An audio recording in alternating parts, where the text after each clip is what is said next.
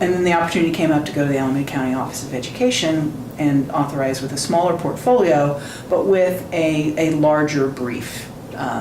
Our superintendent at the county level at that time was very interested in supporting the other authorizers throughout the county, was interested in being a leader. She had, early in the movement, actually convened a meeting of charter advocates and district personnel to try and start working through some of the issues in the charter wars.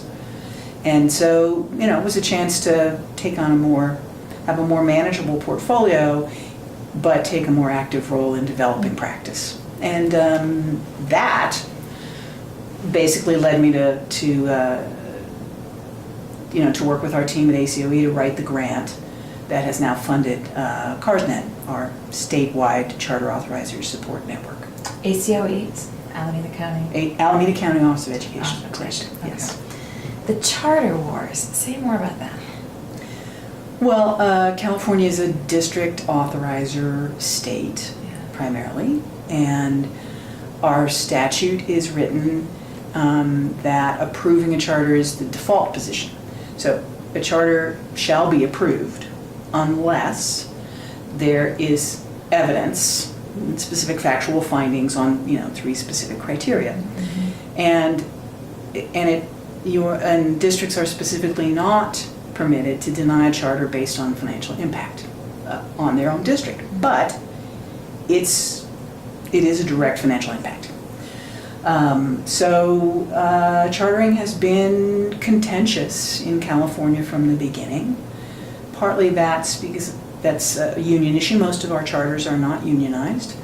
And partly it's a financial issue. The state went through some very tough times.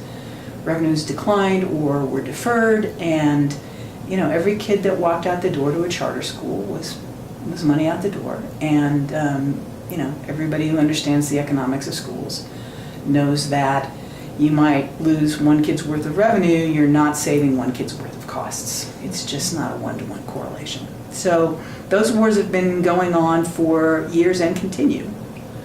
And that was part of what made it so tough to work those years within Oakland for you, right? Yes. I mean, yes, absolutely. Here's a school district that has struggled for years, that had gone into state administration because they were running out of money, bankrupt.